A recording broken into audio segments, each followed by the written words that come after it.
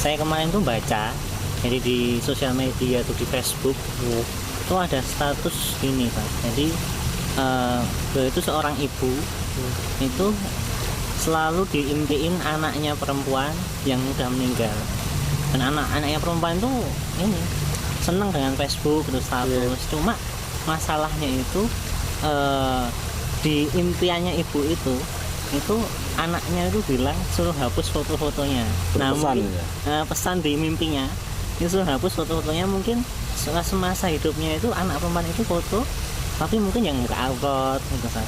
Jadi kan ibunya suruh buka passwordnya, suruh hapus foto itu. Nah itu dalam mimpinya gitu.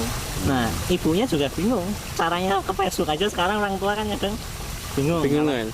Mau bukanya itu juga bingung. Nah, itu yang jadi permasalahan tentang mimpinya ibu itu atau memang disuruh untuk menghapus fotonya karena buka aurat ya. Nah itu. Nah ini gini Ustaz, ada dua ya, berarti istilahnya ada dua kasus istilahnya, dua kasus yang kita cermati di sini. Berarti satu mimpi, ya kan? Yang kedua menghapus foto karena dianggap membuka aurat. Ya, ini satu dulu tentang mimpi. Mimpi itu apakah memang bisa dijadikan acuan untuk berbuat sesuatu lah? Karena di situ seolah-olah seperti nyata. Bahkan si anak itu tadi memberitahu bahwa dia berpesan kepada ibunya suruh menghapus foto. Mungkin itu juga benar ya. Nah, karena setelah dibuka mungkin ya seperti itu mungkin. Ini gimana tentang mimpi itu sendiri apa? Jadi mungkin foto yang tidak seharusnya dipasang gitu. Nah, itu jadi masalah mimpi kita nggak boleh nganggap wah nggak bisa cuma sekedar mimpi. Wahyunya Nabi itu juga lewat mimpi. Banyak ilhamnya para ulama dan kaum salim itu juga lewat mimpi. Juga banyak pula yang dapat petunjuk para nabi. Kayak Nabi Yusuf alaihissalam itu jadi penafsir mimpi.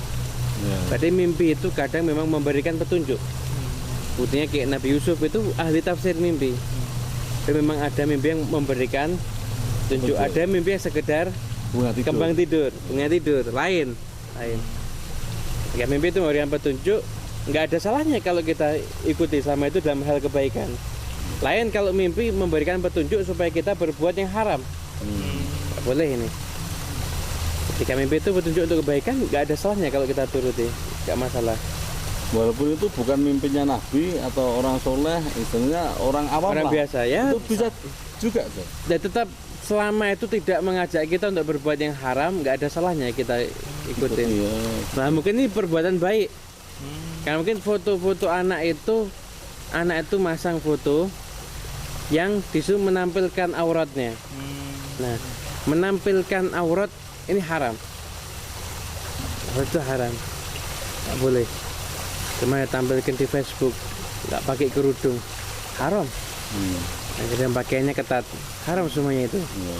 Juga foto-foto pernikahan yang ada di rumah. Kalau foto pernikahan itu ketika terbuka nggak pakai kerudung, jangan dipasang di tengah rumah atau di ruang tamu. Disimpan khusus ya. Semua orang lihat akhirnya. Jadi semua orang lihat auratnya dia. Dia mempertontonkan auratnya kepada banyak orang. Ini haram hukumnya. Nggak boleh seperti itu. Ini kadang kita banyak yang kurang mengerti dan kadang sudah mengerti tapi nggak mau tahu. Foto pernikahan dipasang, orang masang kadang kayak BlackBerry atau Facebook. Foto suami istri dipasang di situ. Nggak boleh ini. Ya benar. Haram hukumnya. Bahkan kadang-kadang sekarang dipasang ada di panggung foto perempuan. Acaranya acara maulid, di panggungnya ada foto perempuan. Gimana? Kita maulid menghormati Nabi, ya fotonya menyakiti hatinya Nabi. Ya, ini kan harus ini jadi pembahasan. Dan sekalipun orang yang senang maulid pun juga banyak yang suka nggak peduli masalah aurat ini.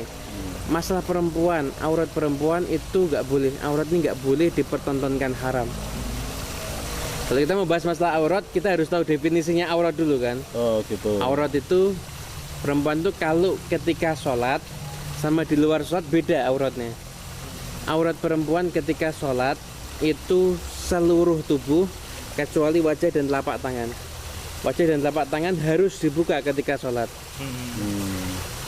Di luar sholat, aurat perempuan seluruh tubuh tanpa terkecuali. Kemudian itu menurut mazhab Imam Syafi'i, berarti harus memakai cadar kan? Kalau mazhab Imam Malik lebih ringan. Aurat perempuan itu wajah dan kedua telapak tangan. Itu boleh dibuka. Hanya harus tertutup. Berarti perempuan harus pakai kaos kaki. Kenapa? Kaki terbuka ini aurat, haram. Nah, ini kurang mengerti.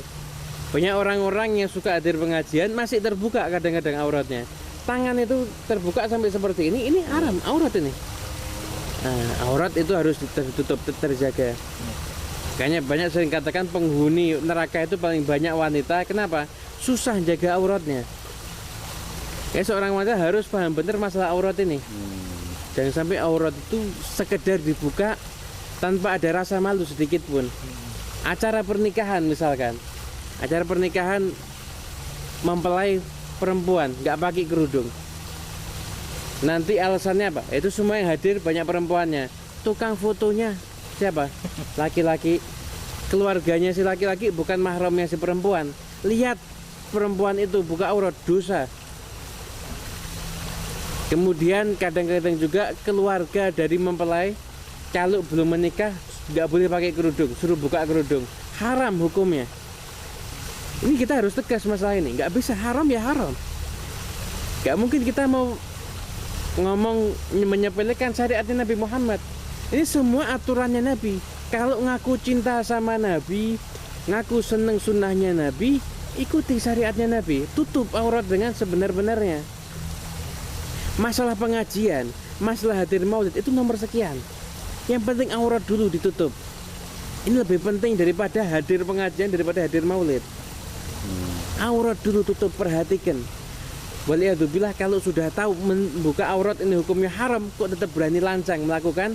Karena alasannya ini adat daripada masyarakat. Waliyadzubillah min dzalik. Jadi pasang foto yang menampilkan aurat itu hukumnya haram. Kayaknya harus sangat hati-hati sekali kita, khususnya masalah aurat kita pada ibu kita, adik kita, istri kita. Harus kita perhatikan dengan sebaik-baiknya. Anak perempuan kita auratnya bagaimana.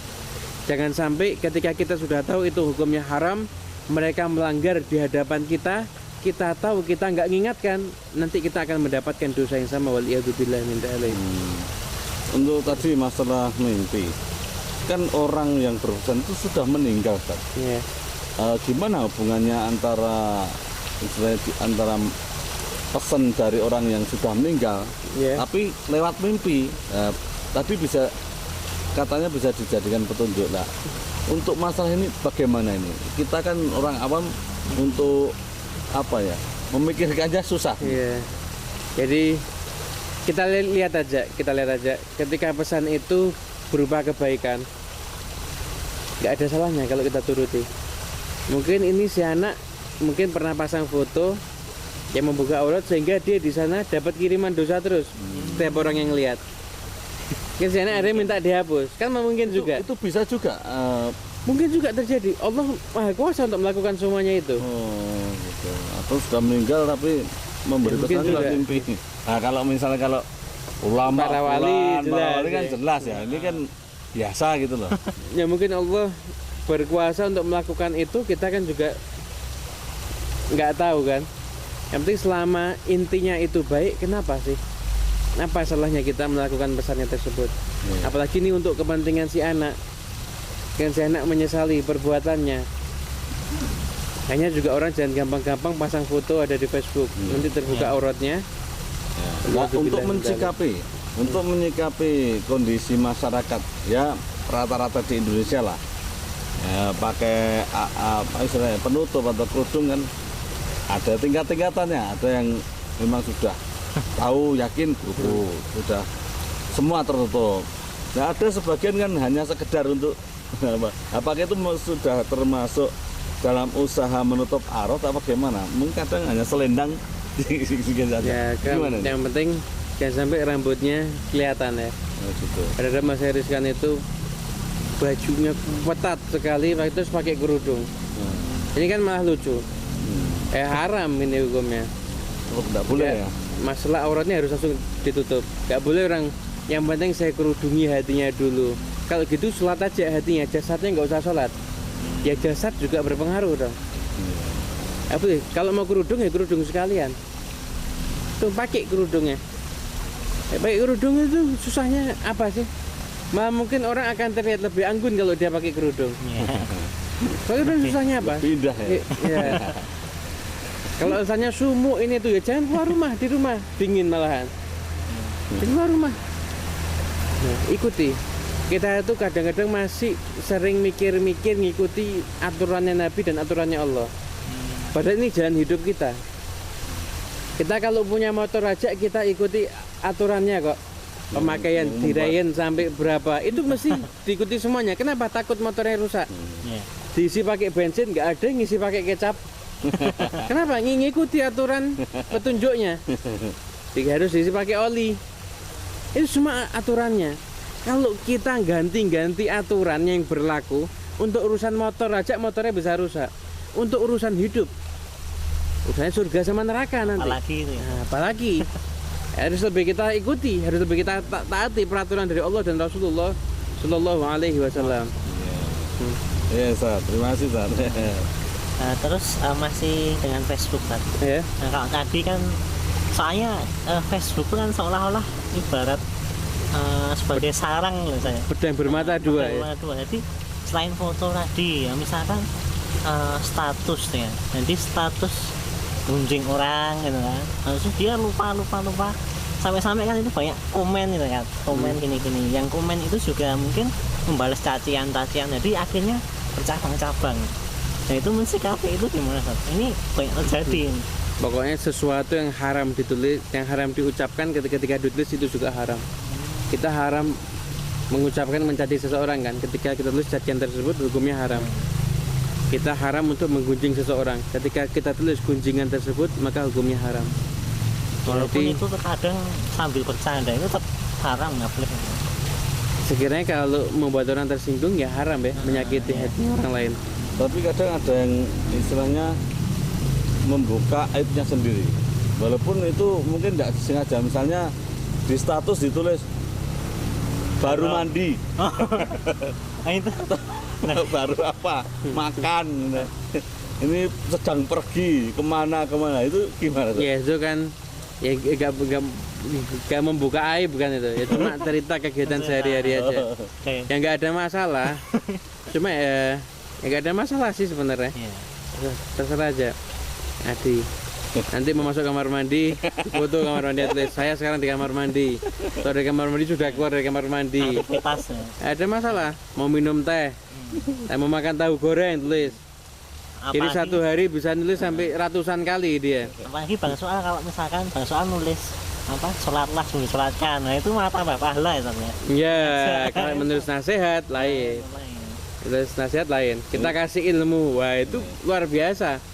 Bermanfaat jadinya Facebooknya. Berarti tergantung penggunaan ya. Ya. Tergantung pemakainya. Ya, kayak Sama pisau seperti ya. pisau. Ya, Itu kalau digunakan untuk ngirisi berambang. berambang untuk jamu tamu dapat pahala. Iya. Kalau digunakan untuk melukai orang lain ya dapatnya dosa. Gitu. Iya, Pak Reza. jelas sekali. Ya mudah-mudahan saya sendiri bisa mengamalkan. Iya. Ya insya Allah. Ya, sama-sama ini.